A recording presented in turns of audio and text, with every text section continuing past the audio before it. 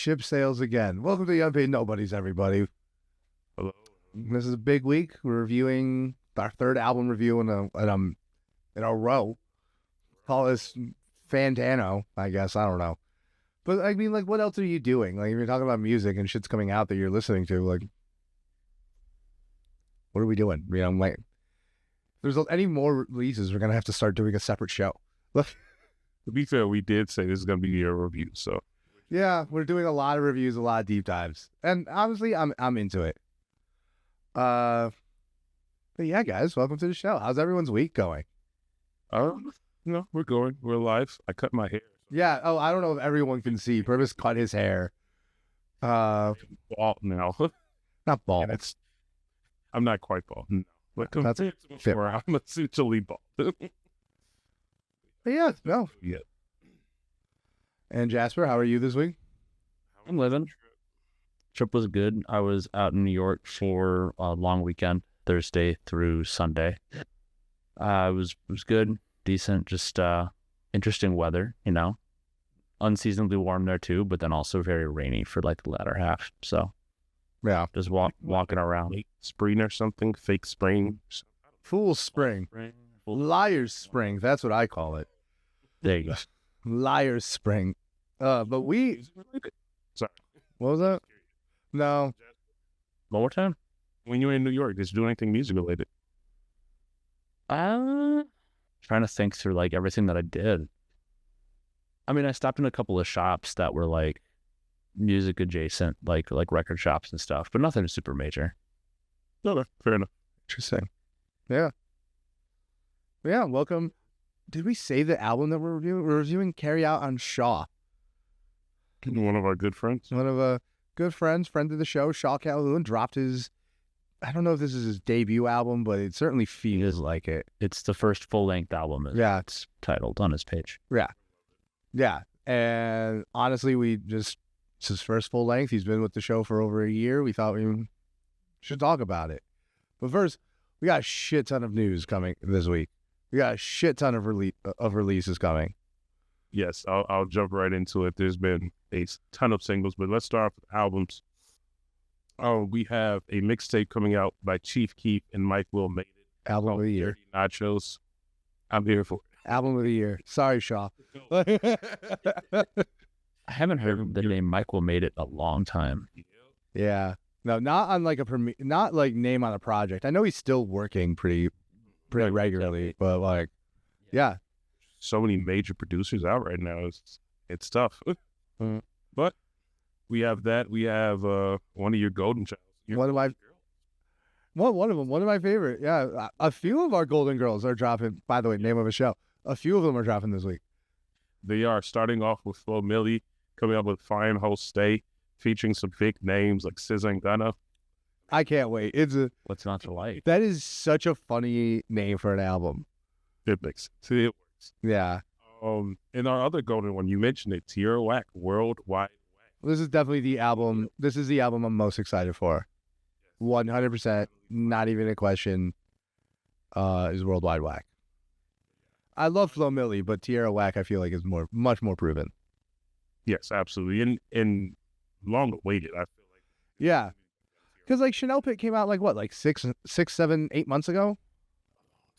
Right? And it's a great song, and it's on this album.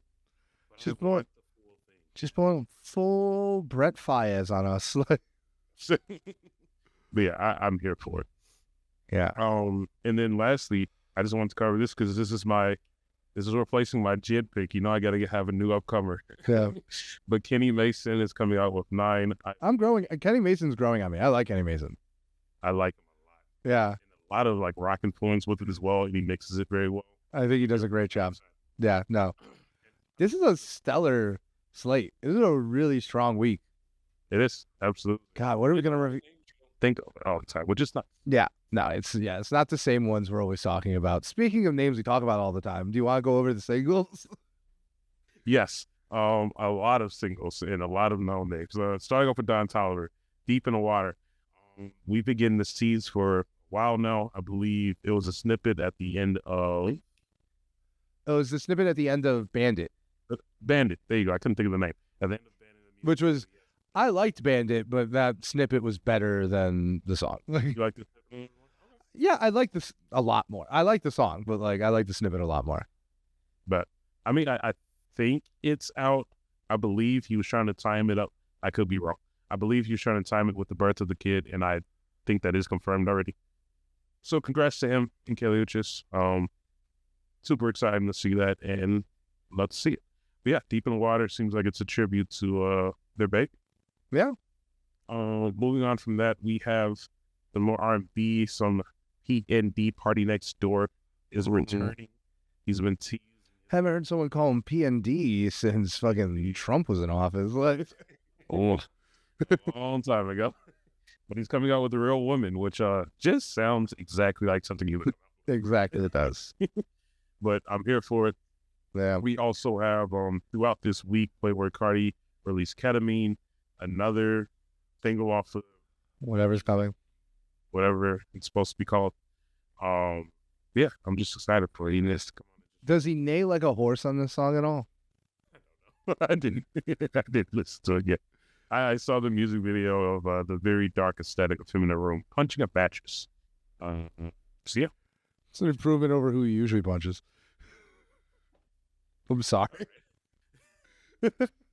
we have to be professional this episode. No, we don't. Not the Cardi. No, for Calhoune.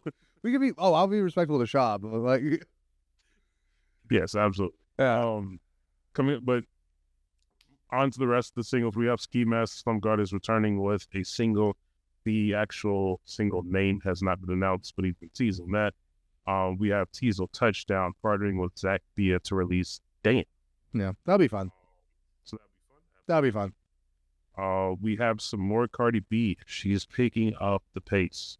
Dropping. It's eminent. It is eminent, yes. And who knows what heck she's going to talk about. No. Yeah, she's coming out with Enough Miami. I don't think this is related, but I'm just curious because this is coming out in the news recently. Did you guys see what the city of Miami released about spring break? Yes, that shit is hilarious. Yeah, I did not. I'm here for it. Did you see the fees and everything? Yeah, deserved, dude. Like when there's demand. Yeah. Wait, what? I don't know what we're talking about. It is crazy. So, Jasper, you can probably explain it.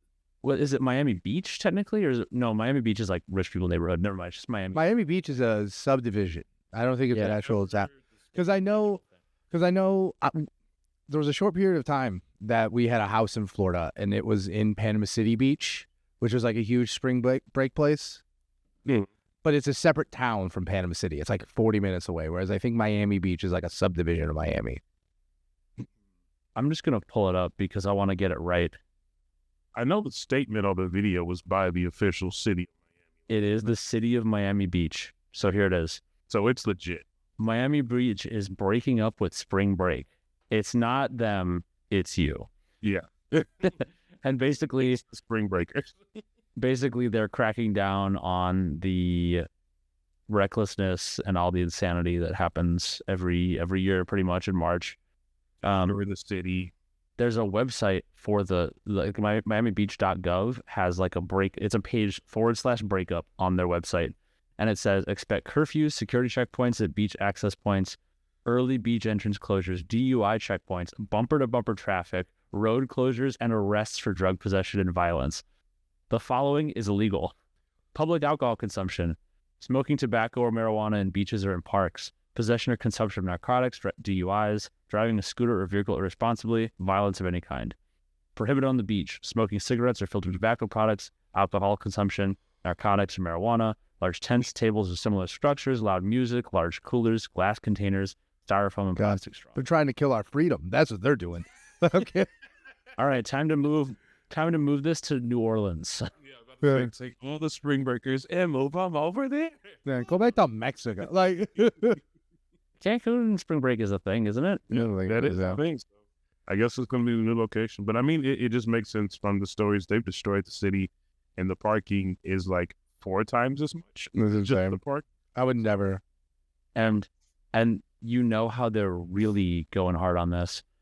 Short-term rentals and Airbnbs. Many short-term rentals, including those purchased on Airbnb and Vrbo, booked for a time period of less than 6 months and 1 day, are illegal in the city of Miami Beach. Fines range from $1,000 per day per violation for the first violation to $5,000 per day or per violation for repeat violations. Interesting. So they're going crazy. And then there's insane parking fees. Non-resident towing fees is $516. It's absurd. Yeah. He's aggressive. Yeah. They mean business, but it is what it is. They gotta get that tax revenue because they don't. Yeah. We've been bailing out in Florida for the last fucking 30 years. Like, Packaged liquor stores in the entertainment district are required to close at 8 p.m. wow. That's brutal. All right. So Trippie Redd. Moving on. On to Trippie Redd. He's also releasing Left Wrist, Right Wrist. And last but not least, I just wanted to include this because it's insane that he's still making music. But DaBaby is releasing. I know. The hell is that about? I don't know. Probably an apology. It means, but it's provocative. Is it? It gets the people going. Is it? Does it? I don't. Probably not. God, I'm not gonna lie. I didn't hate his inclusion on that song with that Mexican OT, but I didn't love it either. God. Did anyone watch? Has anyone been watching the new season of The Cave? No, I don't even know what that is. Oh, it's Kenny Beats' YouTube show. Oh, that. I haven't watched the actual episodes. I just see highlight clips. Oh yeah, Do the highlight stuff. yeah, no. Who should sound it? That Mexican OT. Okay. Yeah, he was the guy who was on it last time. I was like, oh, Good thing. I there was someone else on the new season. Let me look it up. There was a girl. That's why I was like, is it Dolce? No. No, I know he always has Rico Nasty on. That might have been it. Look. It might have been. It was Sid. Oh, okay. Yeah, Sid was the first one of this season, That's and then it was that Mexican OT. Yeah. I'll just catch up. All right. Well, yeah, down to the news. Yeah, it's just a lot of wide range of different things. Northwest is teasing the release. Not it. Dude, make it stop, make it stop, make it stop, make it stop, make it stop, make it stop, make it stop. I hate this. I hate everything Kanye has. Just make it stop. I'm just so tired. I'm just so tired of it. Just shut the fuck up so maybe in a year and a half I can go back and enjoy the College Dropout. Like, please. Just please, for the love of God. Listen to this. The elementary school dropout. No, I don't want to. It's probably not going to be very good. Look, Yeah, I mean, neither was her feature on Vultures. So, Vultures, I've never been more proud of myself for not breaking and listening to something. You guys don't want to listen to Miss Westy? Nah. make it stop. Listen, she's like, make it stop, make it stop. Moving on. Where's Danny Brown and JPEG Mafia? I want to make a weird song that's just make it stop over and over and over. Jesus Christ. They'll make it hit. Yeah. But anyway, moving on to the other news. I just want to start it because Yeah. Brockhampton has been posting on the page, which seems to be A Joba release, yeah. Yeah. I'm interested. Matt Champion put out a single recently that was very good. So I've been following the guy's post Brockhampton's career pretty closely. The only one who's had any like major trajectory is Kevin. But it's nice to see that changing because I feel like Brockhampton, I think, deserved way more success than they had. So yeah, I'm interested in this. Jobo was just never my favorite member, and you know that. Like, give me Bareface again. Dude, I would kill for a Bareface album. Yeah, that's all I want. I would love, dude, like a double album Bareface, one that's like kind of like soft rock and one that's more like R&B. Give it. I would give it to me now. But yeah, no. And like, listen, I'm excited for it. I'm just not like the biggest over the top excited I've ever been. Yeah, for sure. I'm yeah. We also have the return of Summer Smash. They have started promoting. Yeah, for the blind pricing. Yes, absolutely. Tomorrow you can get the blind price, which is if you don't understand what that means, it's a discounted rate for tickets, but you have no idea who's going to be there. Yeah, you buy it before the lineup drops. They're locking in that price, so Yeah. To anyone who's listening to this, who's actually like listening live time. Oh wait, this won't be out by the time this drops. I was gonna say buy it. Yeah. Yeah. No. We'll probably be there. Yeah, we will. Yeah, we'll be there. We'll be there. Yeah, we'll be there. Come see the. We gotta make a shit ton more content at Summer Smash this year. We have to come up with like a content plan. Like, Well, with a little luck, I'll have a camera there this year. So. yeah, we all have pretty good cameras in our pockets, so it's like, That is also true. And we all have professional cameras. yeah. You have options. But yeah, no, I'm excited. I hope they do something around All Is Yellow. I feel that would be such a missed opportunity if there's not. I know Jasper knows and he can't say things because of NDAs and shit. But like, yeah, that would be the thing I'm excited about because, spoiler alert for a later part of the show, a lot of those songs from All Is Yellow are sticking with me. So I'd like to see something from there. Yeah. And like something where they could just get a bunch of people, but yeah. Yeah. All right, Jasper. And you want to speak on Blue Lips? You've missed your opportunity. Yeah, I listened to it when I was flying out on Thursday. It was pretty good. It was better than it's the thing of Schoolboy Q's as a full album that I've liked the most. Okay. Yeah, fair. That's just funny because it's the weirdest one by far. It's weird, but I think his delivery is a lot less abrasive on this. Fair. When I got into learned of who he was and started listening, the way he came across on Oxymoron, I was just like, nah, bounced off, quick bounce off of that. So yeah. And then what's that one song that just goes insanely hard that actually made it into my likes? See, There's so many songs that go insanely hard. I listened to it. Yearn 101. Yearn 101 is insane. Yeah. Oh my God. Yeah. Me and Rachel know every word to that song. Damn, what am I gonna be that yearn? Yeah. It's really good. Yeah, it was really good. I think, it's a highlight. Yeah. Done. Dude, my God. Right, should we go to school then? Yeah, let's go to school. Well, Jasper, you missed some great commentary. You might want to go back and watch it. Yeah. For this week, we're starting off with Pierre Bourne. Pierre Bourne. Not a rapper. Rapping career. Does he? Actually has. I've never heard him rap. And I liked him personally. I like him. Really? I don't doubt that because I do like him. Right. I do like Pierre Bourne. So it's like, I'm not gonna sit here and snuff about it, but yeah. Look, Can I get I a recommend yo Pierre? You want to come out here? Well, it. Are you gonna put on a soundboard? no. I should put that on the soundboard. Actually, We gotta take the soundboard away from you. It's too much power. Yeah. no one man should have all that power. I hate you so much. Yeah. God. Make it stop. Make it stop. Make it stop. Make it stop. Make it stop. Like, It'll be a new thing now. it's our new a new bit was just born. But yes, Pierre Bourne, honestly, he massive producer, collab albums, and his own music, and not in troublesome. Honestly, I have never heard his own music, and a lot of the artists he worked with are not in my daily repertoire. But I do really like him, and I think we saw him live with someone. He wasn't. He opened for Don Toliver. There we go. Yeah, But we miss most. We saw the last two songs. he came out with Don Toliver. He did come out with Don Oh, Toliver yeah. later on. No, yeah. So I don't know. I feel like I'm almost too ignorant to give a grade, but if I was, I would probably go B+. I like Pierre Bourne. I think he's a good producer. I think there are a lot of good producers right now. I think a lot of them blur together. I don't think he does. I like the answer. Jasper, if you were to say one of his first songs, because you said you've heard, do you know which one you like the most?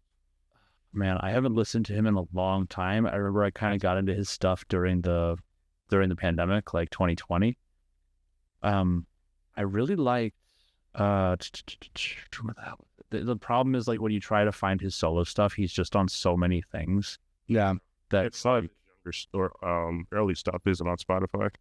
yeah, did he have the Life of Pierre albums? I really liked the Life of Pierre 2. Okay. which is not on Spotify. And then I also really liked parts of 4. I didn't like the whole thing, but not the deluxe. I didn't like the deluxe, but the regular The version. original one is better, yes. The original Yeah. one. The deluxe song didn't really help.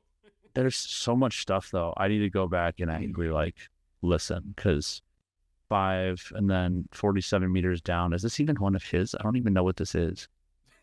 No, this is somebody else. Yeah, it's like these collab albums which clutter up the discography. You should be able to toggle that. That is true. That would be a nice feature. Yeah.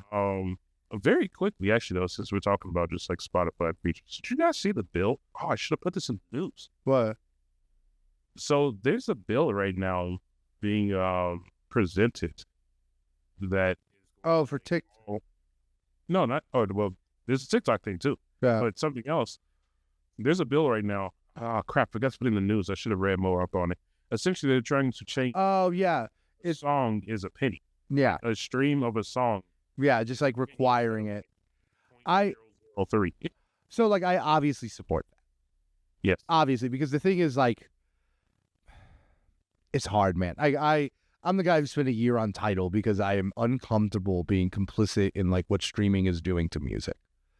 Because I think it's just destroying it. I think like Fantano had a really, really good video about that this week, where he just talked about how like it was kind of like connecting like the results of streaming with like the phenomenon of like Nepo babies, right? Like, because there's this new band that came out and like all of their parents have like blue links on Wikipedia, and it's like, why is that the case? And it's because streaming has made it impossible to earn a living as a musician.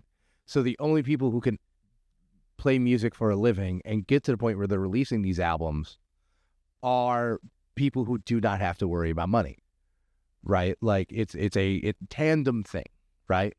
I think, unfortunately, the proof is in the pudding when it comes to like capital and capitalism. I think Spotify and Spotify's owners, the record labels, would rather fold than pay people. So Purvis, I would find some way to get the vault out of Spotify as quickly as you can.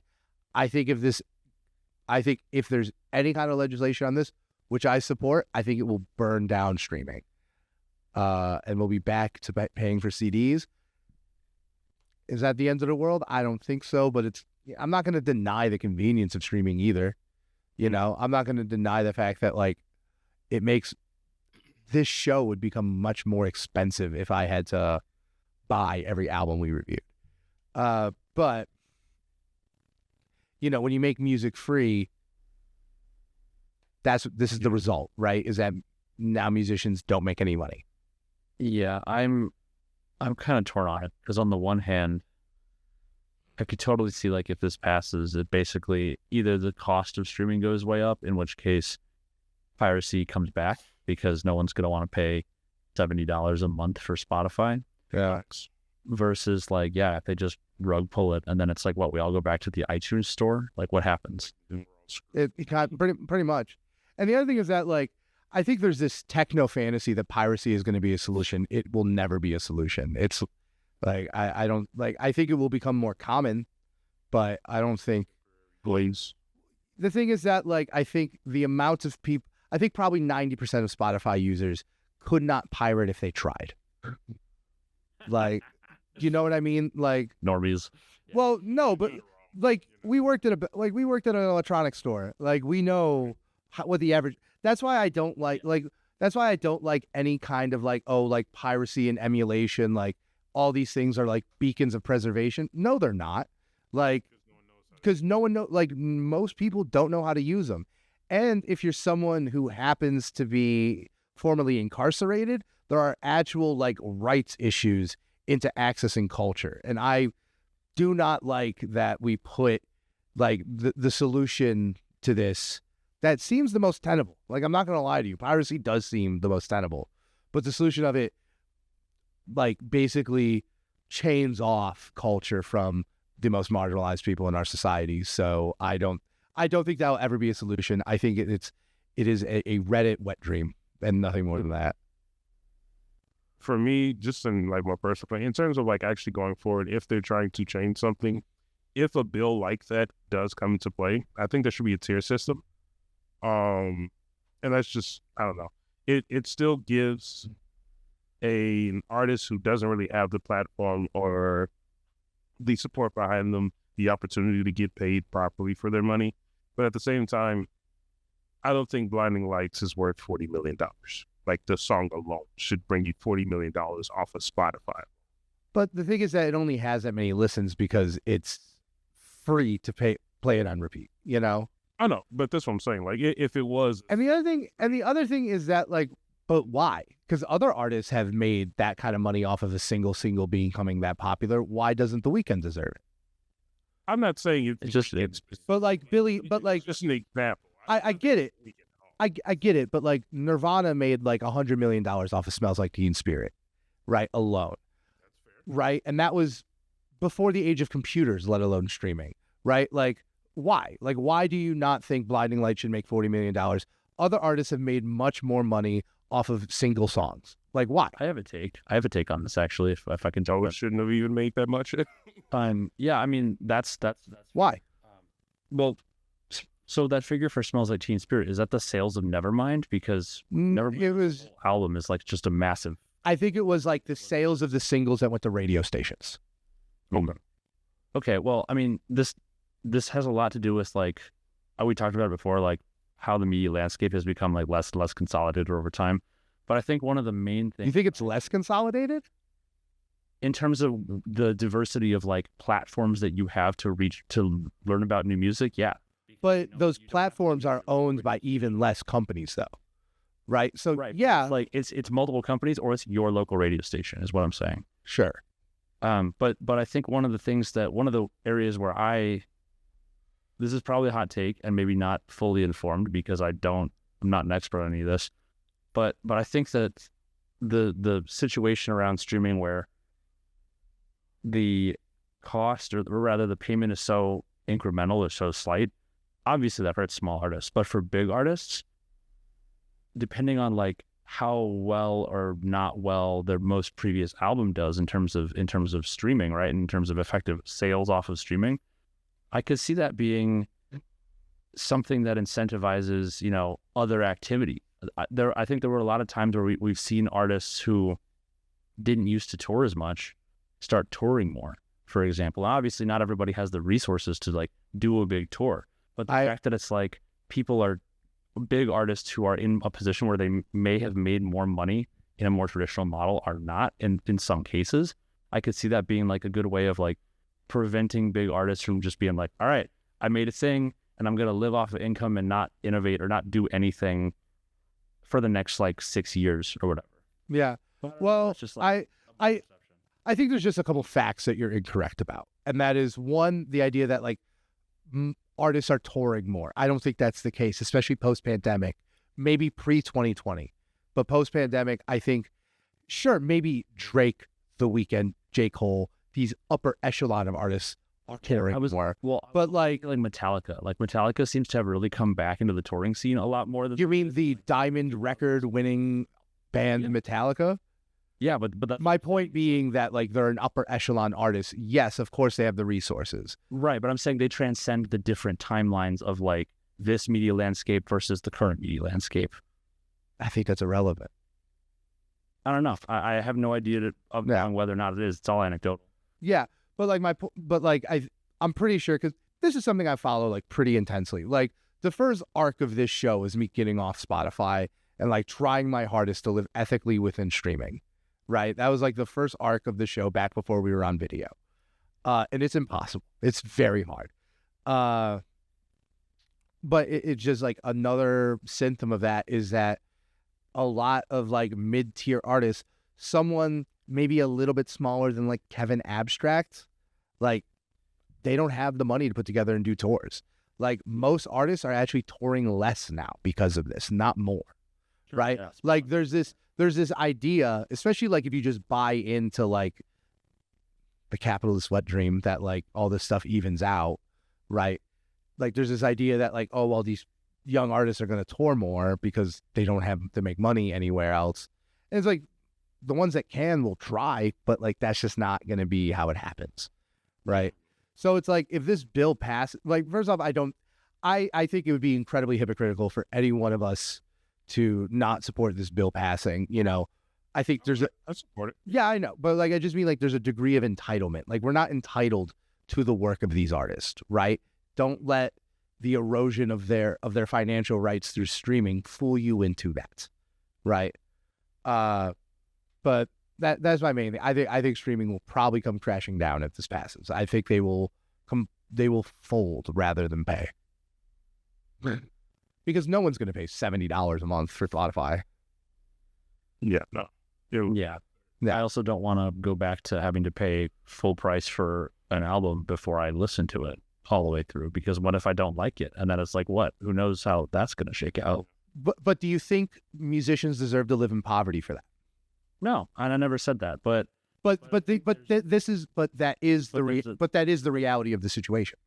But there's a threshold, at least in my mind, because for me, I'm of the stance that, like, yeah, people who make something that other people want deserve to get paid for it.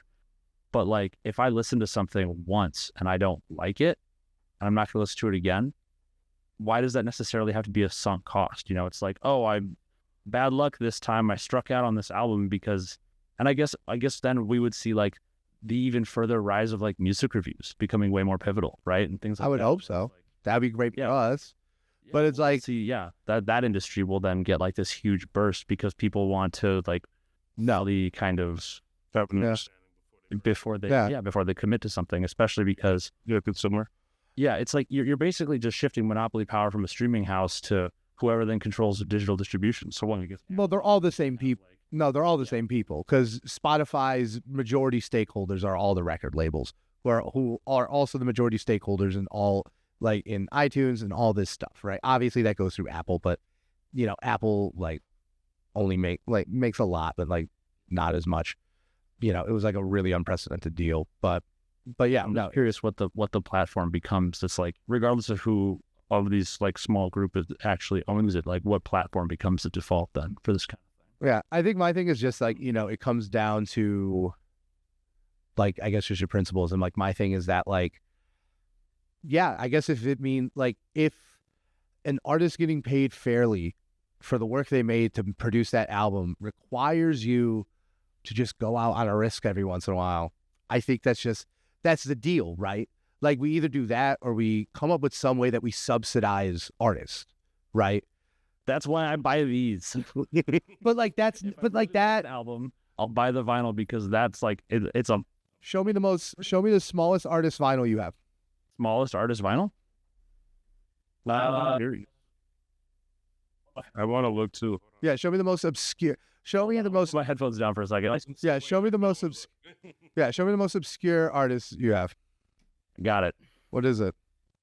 It's one of my favorite bands that nobody's ever listened to. The D4. I know about it. Yeah, you told me about the D4. Yeah, they did the 20th anniversary release of their album 620, and they called it 621. And I had this imported from New Zealand because I am a fan. And if you look them up on Spotify, I think they've got like 4,000 monthly listeners. They have much less, actually. How many is it? 352, as far as I can tell. No, 12,158 right now. My most obscure, if it counts, I grabbed two to be fair. If it counts, it's something much, much older. And I Natalie Cole, because I was very. That's done in the plastic, so I mean, yeah. Yeah. Obviously, it's a little bit older. If we're not counting that, which would be fair, it would be Ronnie. Okay. So I think you guys have made my point in that none of these are up-and-coming artists who would really benefit from you buying their physical stuff. You know what I mean? D4 is a band that's been around for what, like 20, 30 years. They definitely were on the pre-streaming side. Natalie Cole, that's way older. And Bon Iver, I would call an elite caliber artist. I do not think that he is a obscure artist by any stretch. He's obscure to people who, don't know anything. But I would not say in these spaces, I would not call them obscure. But do you see the point I'm raising? Right? These are not the equivalent of Shaw Calhoune. These are not the equivalent of the Sunflower Convertibles. These people who actually need to be earning money in order to produce the next project. Well, that's what I said. Tears. That would be my opinion. But obviously, there's several different solutions to the problem. Yeah. But that's all I was going to say. But like that, Something that I would like in general. yeah. But like that's my point. I don't think merch say like I think there's this idea that we can just like consumer our way out of this. You can't. You just got to pay people for the work they did, right? It's an unmovable. It's like an unstoppable force meets an unmovable object, and it's just like the only way around it is to pay people for the work.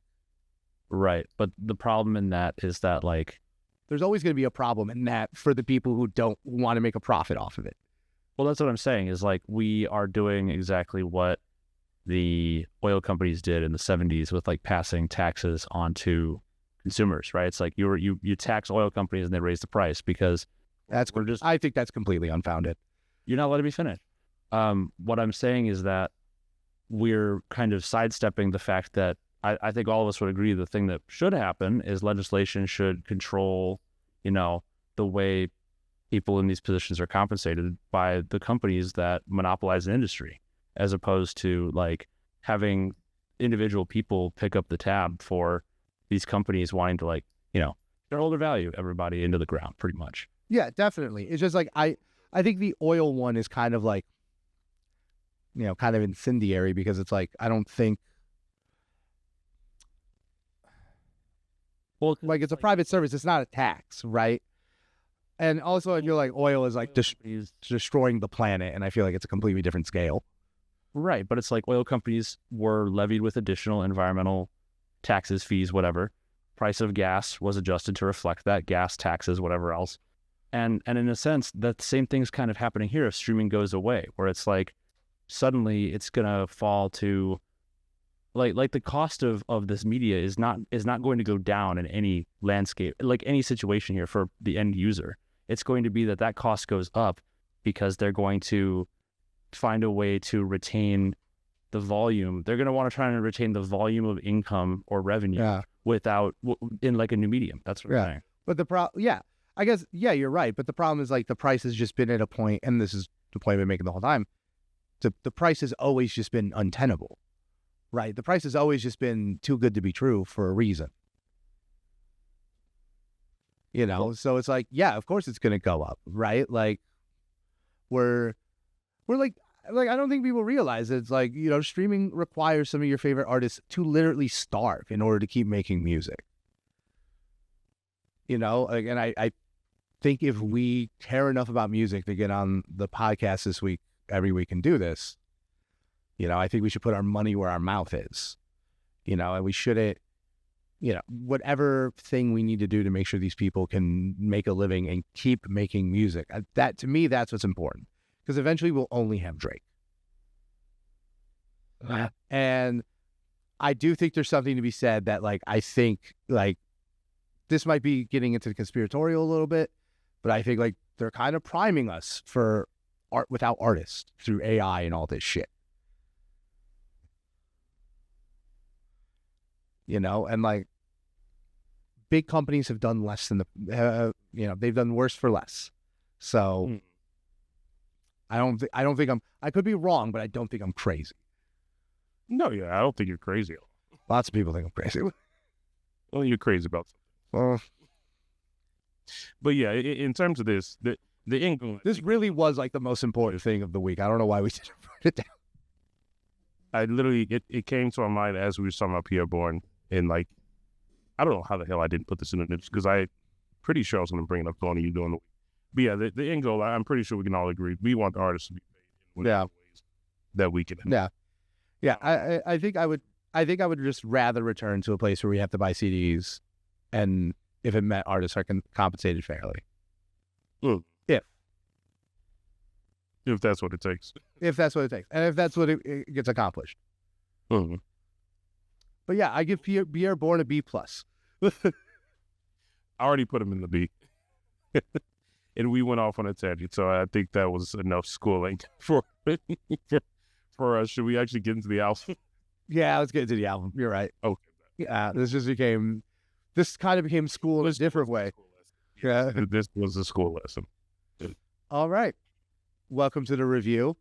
We're going to be reviewing Shaw Calhoune's Carry Out on Shaw. Yes.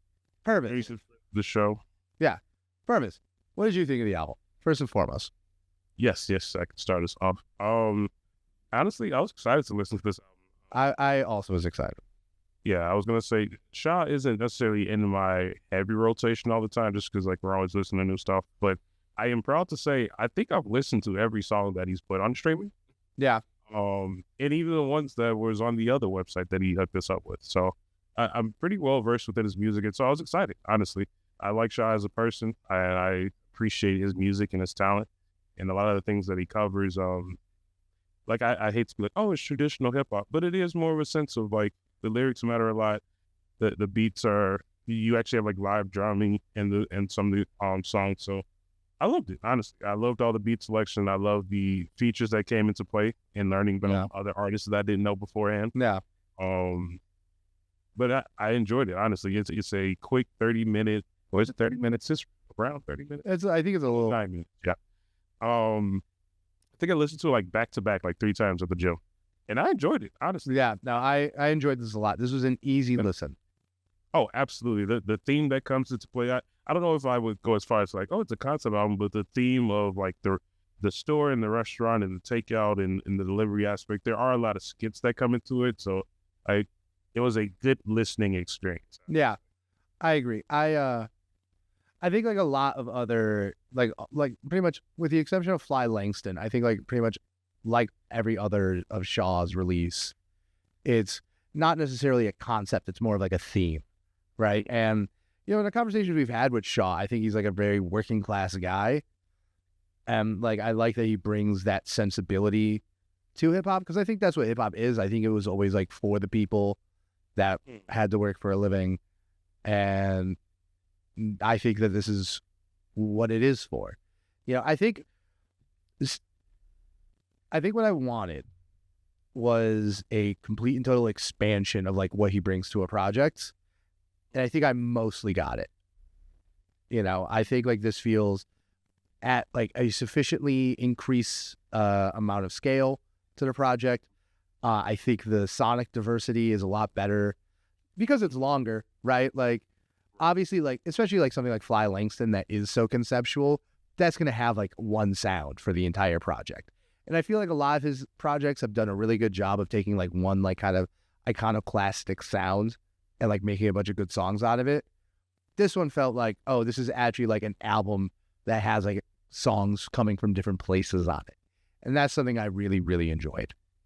Oh, absolutely. I would love to see the making of this album and what went into it. Yeah. The different sounds and how long he was working on it, because who knows that over, it could have been several weeks, several months, all these different sounds come into play. It comes together very well. So how he formats it, the spacing, the timing of the album, I liked all of it. The down parts, the high up, high beat parts, like, yeah, all of it was really great. Jasper, what did you think? I liked it. My main thing was the sonic. I found that the expansion was really nice.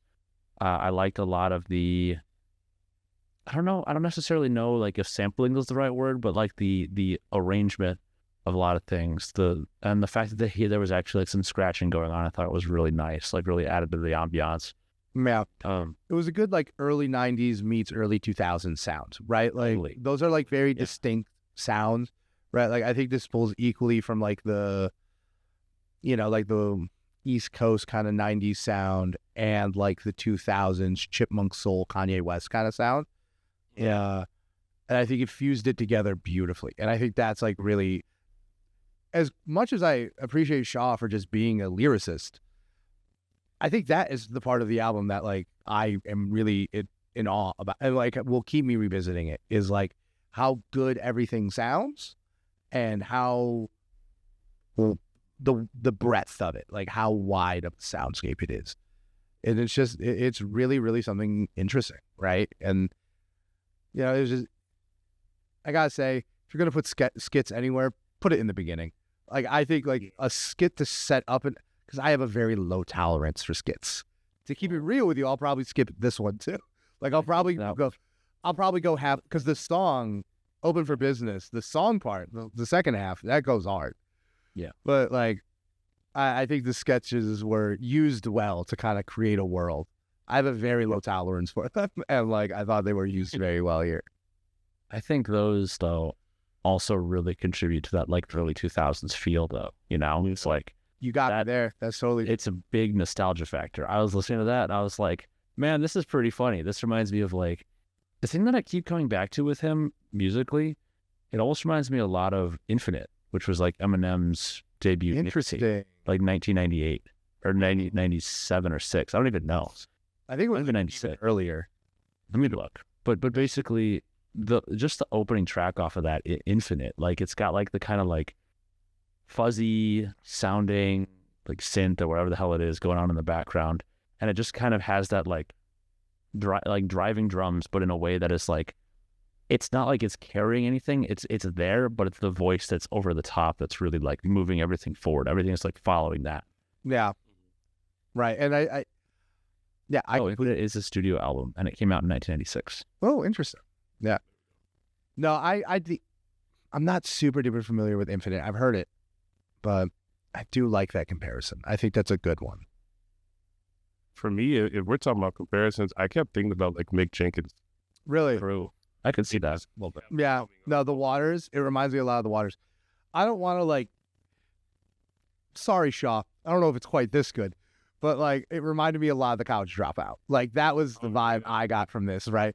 Look, as someone who didn't go to college at 18, who had to get a job, this felt like my College Dropout. Like it was, yeah, maybe not quite at that level, but like that was the vibe I was getting from it. And especially like with all the soul sampling and the way the beats are put together. I think there's an addition to the beats that I really, really like, and that is drums. Like I really do love the wave of drumless hip hop. You know, I'm a big Alchemist fan, so obviously. And I think Shaw has really done a great job with like the drumless stuff. But just I remember hearing a few of his features and just that were over some more traditional beats with like drum tracks. And I was like, oh shit, this is really nice. Like this is just a better version. And I'm like, pulled it off. Like you really brought that element in, and it worked completely and totally for me, at least. I was curious. I couldn't find. I was trying to do some research. I couldn't find all of the producers that might have worked on. No, I can't. I'm sure if we reached out to Big Eleanor or Shaw, they would tell us. But no, I wasn't able to find the producers either. And it's a shame because shout out to whoever the producers were on this. They are as exciting young talent as Shaw is, I would say. Because that was just a double from anything you got from him. I just really appreciated it. Yeah, for sure. Because I was trying to look it up and I couldn't find anything. Because when you just mentioned The Alchemist, that's one thing that stood out in my mind when I was listening to this. I can easily see him fitting in a Griselda style. Oh yeah, It would just obvious. He would just fold into that scene effortlessly. Did we have any like criticisms, feedback? I will say that the skits are a little heavy. They're a little, they're long skits. But they are a little heavy. They're long skits, 100%. So for the listening experience, listening front to back, it was fine, but I could definitely see it being an issue if I was to select out songs to add to a playlist. It would kind of disrupt it a little bit. Yeah, I have like two major criticisms. I don't think either of them are that big, but I do have a couple. And one of them is the mix. I think everything sounds great. I think Shaw sounds great. I think the beats sound great. It feels like they're side by side when I listen to it, and it's instead of Shaw on top of the beat. You know what I mean? So I think that was just like the one thing where it was like there's this beautiful beat, there's these wonderful bars, and I just felt like they could have been just, for some reason, the mix just wasn't landing well for me. And the other thing is, while I fucking love the theming that Shaw does through all of his albums, where everything is like, you know, open for business, no, you know, about like working at like a corner store and stuff. The same way Fly Langston was about like all the parts of an outfit and everything. I love it. And I think a lot of like the individual tracks on here are fucking super strong, but it makes it hard to remember the individual strong tracks when the title has nothing to do with the song, right? Like Anonymous Complaint is like one of the most beautiful songs of the year. It has nothing to do with an anonymous complaint. I was like, I was trying to remember like the chorus. And I'm like, fuck, what is the name of the song? This is incredible. And I'm like, anonymous complaint. I'm like, I'll never remember. Which I guess is cool. Which you know, maybe it's a 4-dimensional chess thing to make you listen to the project as an album. Which like it's 29 minutes. I probably will anyway. But like, you know, just to go 30 minutes without having to touch Spotify. But like, yeah, I think that was, if I have 2 major criticisms, it's that. Yeah, we definitely, when we had him on, he talked about that, was like the desire for his work to be kind of taken in cohesively in that way. Yeah. Totally see that. Yeah, I totally do see that. I think, unfortunately, due to the landscape of streaming, like we just talked about, that's a little bit to his detriment overall. But like, yeah, artists gonna make the art that they want to make, and that's dope. So whatever, you know, I wouldn't hold that against him. Very true. Very true. It's funny, Brandon, now that you pointed that out, because I was trying to figure out why I can't point out individual songs. Yeah. Because like all the names, I don't want to say they're just made up names, but like it's just very clearly named to fit the theme. And like it works, but it does make it a little more. Yeah. I totally think it works as a piece. And I guess the thing is that like, I think like on an individual songwriting basis, I think this is probably his strongest album. Yeah. And the thing is that like, I want to go back to like, I'll definitely be just putting Anonymous Complaint on just willy-nilly like I would any other song. But like, you know, to me, there's just a little bit of a barrier. But honestly, if it's in the effort of a more cohesive project, I'm okay with it. It's just, that's the reaction I have, and I can't not have it. Yeah, for sure. Yeah. I know you're talking about the chorus, like the singing with Anonymous Complaint. That's another thing I was going to cover. The actual singing in this album, although it's not heavy. It's not a lot, but it's fantastic. The singing vocals are absolutely fantastic. Hazard to the City sounds amazing. That's the other one. Hazard to the City, I thought was just fucking incredible.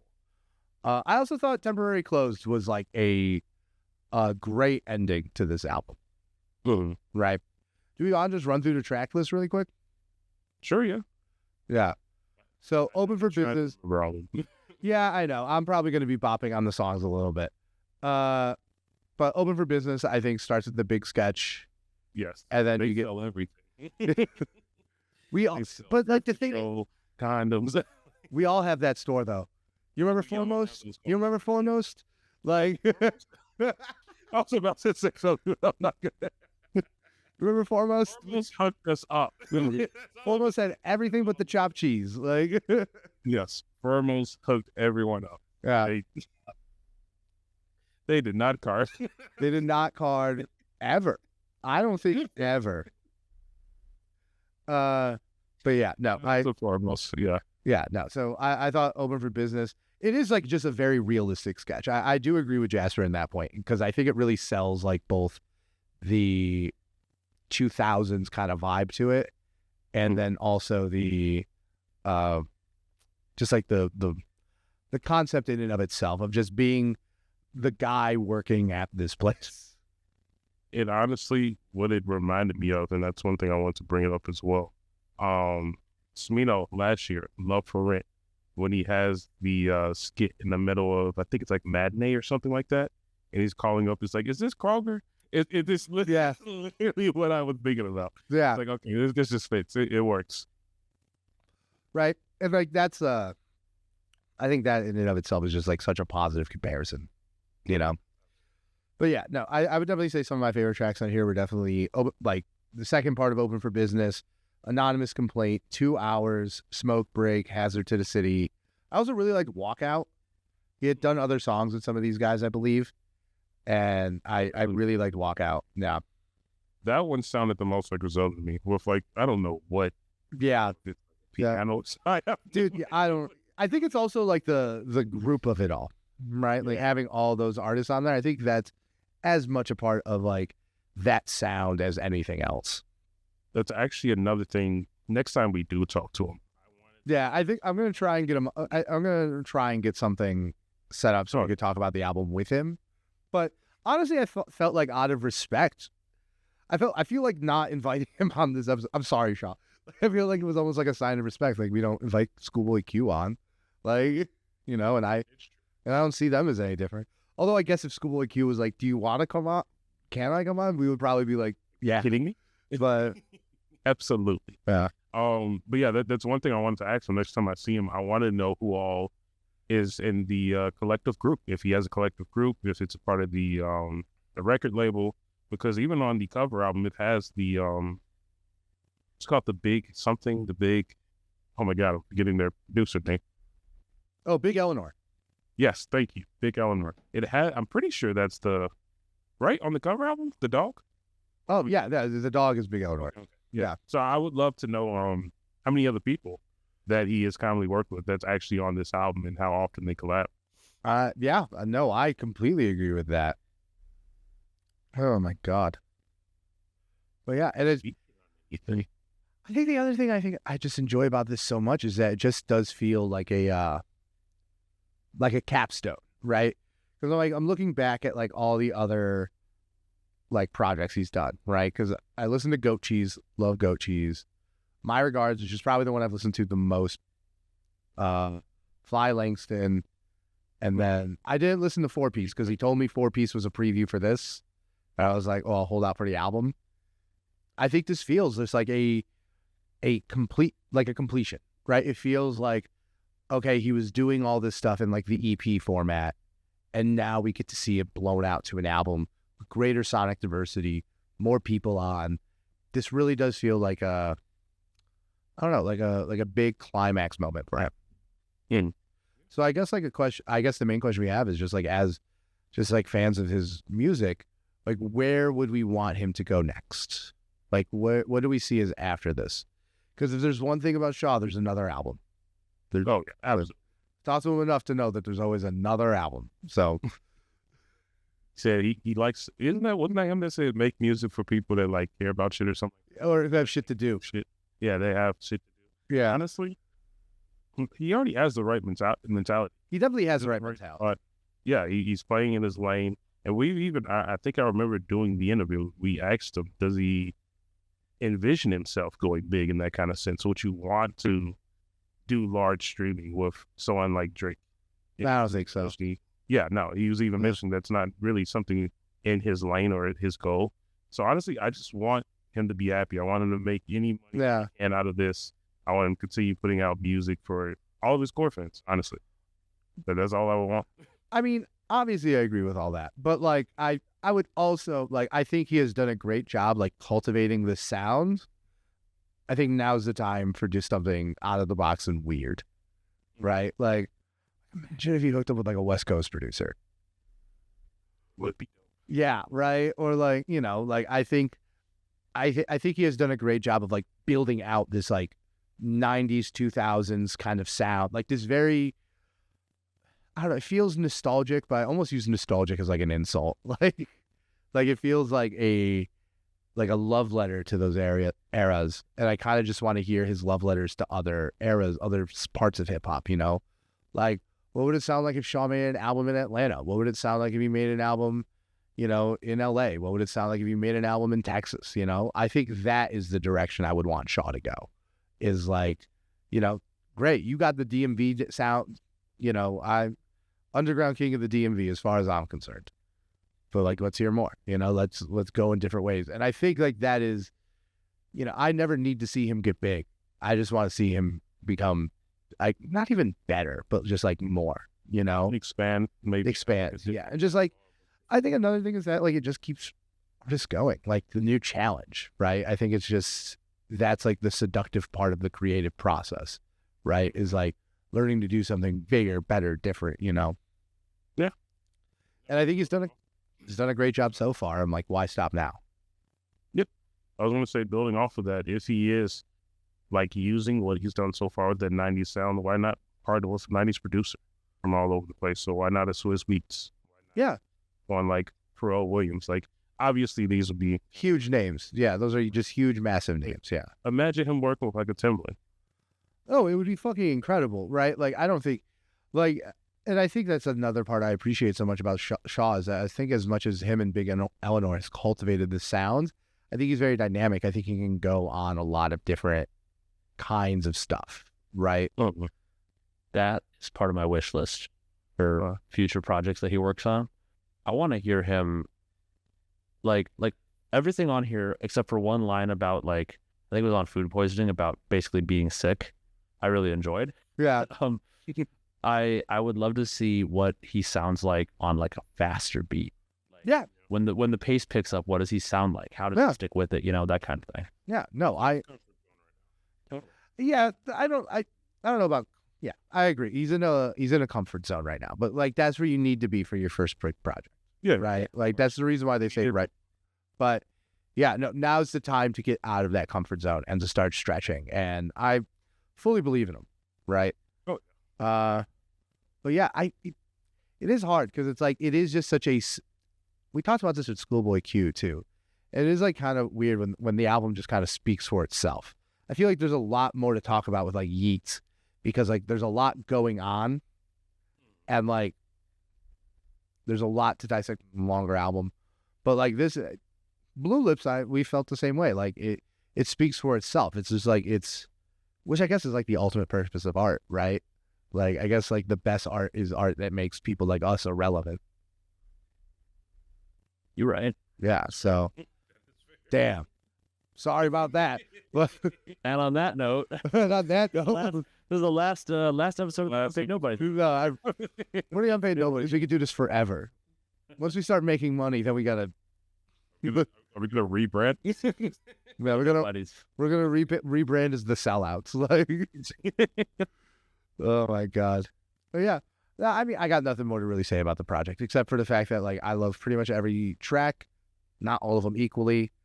And yeah, it's just like it's a really easy, steady listen, and I'm eager for more.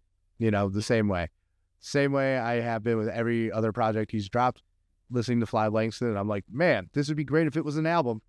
So, now it's an album. Now it's an album, and I was like, cool. Now I can listen to this. Like, yeah, and this really is. We haven't talked to them about this, but I'm sure they will. I mean, we technically did before the album came out, but like, I'm sure we'll get him and maybe other people from Big Eleanor to come on the show. We could talk about it more in depth then. But for now, I think for just having a review, I don't know. I think it's up there for one of my favorite projects of the year. It's cool that we know the guy. Do not anticipate not spinning this anymore. Sounds great. I would give it a good A minus. A minus, yeah. Because like I do think the mixing could have been better. I think he could have done Shaw a couple more favors. Because like he is such a lyricist. Like as wonderful as the beats are, and the beat selection on this project is excellent. But like there's just some parts where it's like hard to hear what he says.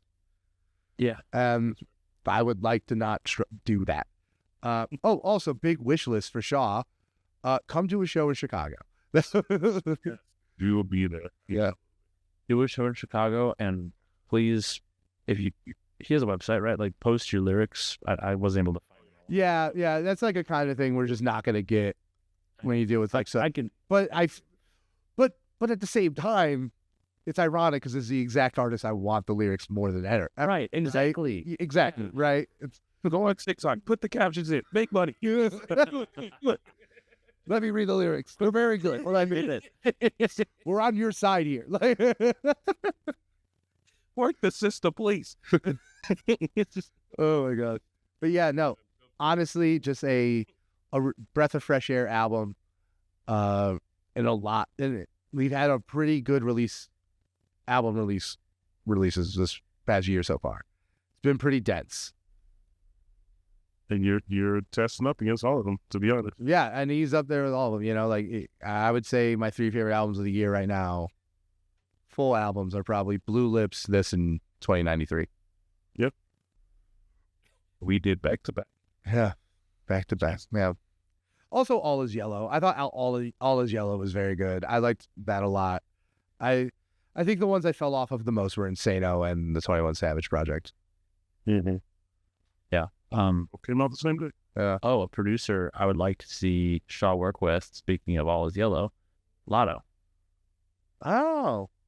Lotto is like, I think he did a third or maybe even a little more than a third of All Is Yellow. And interesting. He's local, so. Oh, it's just a lot if you consider the Yeah, it's a long album. that worked on that album. Yeah, dude. Like He definitely had a hand in them. I don't know if he was like the solo producer for anything, but yeah, I'd have to look at the credits. Yeah, I think if there's a producer I would want Shaw to work with. I mean, without saying the obvious, Alchemist, Derringer LP. Like without like those obvious ones, like I would think. There were a couple of songs on here that almost gave me kind of like earlier Run the Jewels vibes, like slower, like the slower songs off of like Run the Jewels 1. Yeah, I feel like that. I could see LP on this. Yeah, yeah. Oh, I think. Oh no, here's the guy. Here's the guy I want. I want the big name. No ID. Oh, okay, yeah. Yeah, true. I like No ID a lot. Conductor, we got a problem. All right. I'm about the same thing. I'm sitting at a B plus. I'm very satisfied with the project. I liked everything that went into it. Yeah. It doesn't feel fully complete quite yet, but you know what? I'm satisfied. Interesting. Just hold it. I'm happy. Jasper? I'm gonna give it an A-.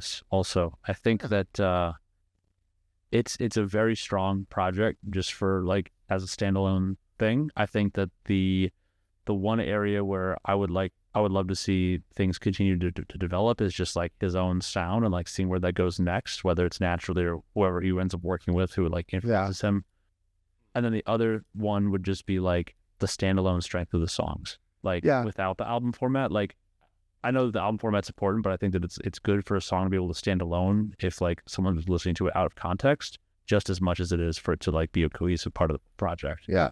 I think like that might be a small part where I differ because I think the songs themselves are fine. It's the recall I think is the problem.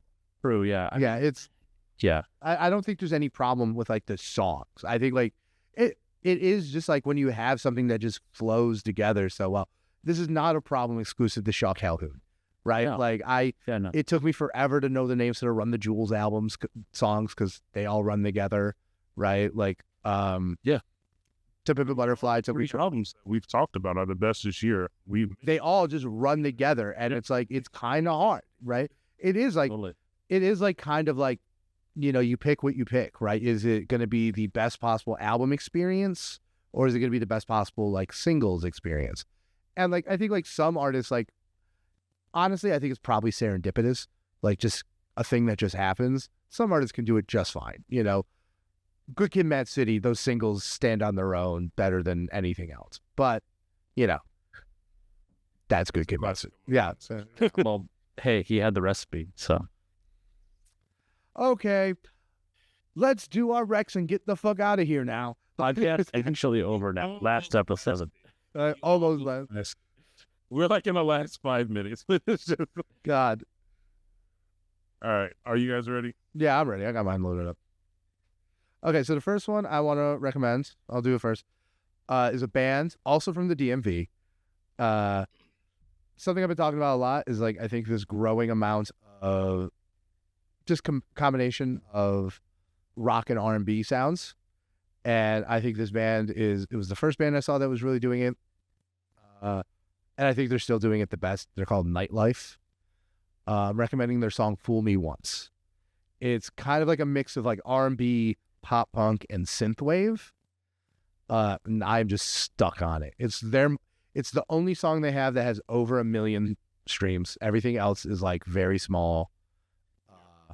It's a fantastic song. I think both of you would like it very much. But well, I like. Jasper, are you ready?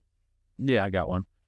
We're doing an oldie but a goodie. Not a rap or hip hop song, but one that was later used in a kind of famous one. Payback by James Brown. Ah, that's a good one. All 7 minutes and 40 seconds of it. I love James Brown. Listen to the old. Later, yeah, exactly. Later used in Django Unchained. Yeah. As like the closing credits with Tupac, which is a wild crossover. Check that out if you haven't. But the original also holds its weight as well. So. I'm here for it. But I will do my first one. The king, the GOAT, the best rapper out of Chicago. No, Chief Keef. I thought you said you were joking. Chicago rap is I don't know if you know this, but Chicago rap is like slightly in shambles right now. So like It's fighting for its life. you're not too far off. Like Yeah. G Herbo narrowly avoided prison time, and then Lil Durk is doing what Lil. We have to step up. Honestly, yeah. Go ahead, be my guest. Lil Pay's an instructor at MIT. Just like, Yeah, like maybe he's working with lasers over there. You never know. I ate everything. That's 2 now. We're in the home stretch. I really wish I just had a bomb I could blow up in your basement. Like, I really just wish I. Not even in the basement. No, I don't want to hurt him. I just want to scare him. Like, The basement's unfinished, so you know. yeah, I don't want to hurt Jasper. I just want to like fucking frighten him and let him know that he's gonna be held accountable. Like, Anyway, The Troubles Part 2. oh yeah, the only thing I like about the Irish, happy St. Patrick's Day. Like, yes. Dude, took a DNA test. I'm 2% Irish. that's hilarious. Hey, fun fact, just so everyone knows this. Look at me, camera. St. Patrick, the Irish guy, he's from Italy. He's Italian. It's our day. Anyway. Okay, the song is Bitchware. It's on the album for them. Oh, good Lord. Go ahead, Brandon. What's your second song? My second one is from an album we brought up a lot this week, All Is Yellow. Just been stuck on it. I think it has the best beat on the album. I think it's fantastic. And it's Stop Giving Me Advice by Jack Harlow and Dave. Oh. Yeah. One of the best. So good. Yeah. I've just been like under my breath, just being like, stop giving me advice. And like Rachel's like, excuse me. And I'm like, no, I'm not talking to you. I'm not talking to you.